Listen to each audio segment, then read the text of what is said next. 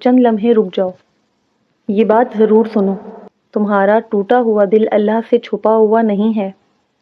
تم نے شاید کسی کے سامنے اپنے آنسو روک لیے ہوں، مگر اللہ نے وہ آنسو بھی دیکھے ہیں جو تم نے تنہائی میں بہائے۔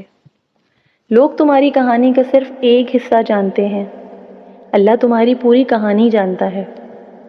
اس لیے اپنے ساتھ ہونے والی زیادتی کو اپنی پوری زندگی کی پہچان مت بناؤ۔ جس نے تمہیں تکلیف دی، ضروری نہیں کہ تم ساری عمر اسی تکلیف کے ساتھ جیو۔ معاف کرنا اور دوبارہ اسی تکلیف دہ جگہ پر واپس جانا ایک جیسی چیز نہیں۔ تم کسی کو معاف کر سکتے ہو، مگر اپنے دل، اپنی عزت اور اپنے سکون کی حفاظت بھی کرو۔ اور یاد رکھو، اللہ ظلم کو پسند نہیں کرتا۔ اگر تمہارے ساتھ ناانصافی ہوئی ہے تو بدلہ لینے کے لیے اپنی زندگی برباد مت کرو، اپنا معاملہ اللہ کے سپرد کرو اور آگے بڑھو، کیونکہ جب تم کہتے ہو یا اللہ اب میں یہ معاملہ تیرے حوالے کرتا ہوں، تو دل کا ایک بوجھ اترنا شروع ہو جاتا ہے۔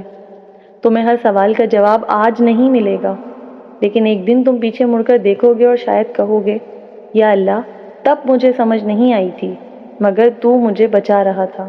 اس لیے اپنے آنسو پوچھو، تم ختم نہیں ہوئے، تم صرف ایک مشکل باب سے گزر رہے ہو، اور اللہ چاہے تو اگلا باب پہلے سے کہیں زیادہ خوبصورت ہو سکتا ہے۔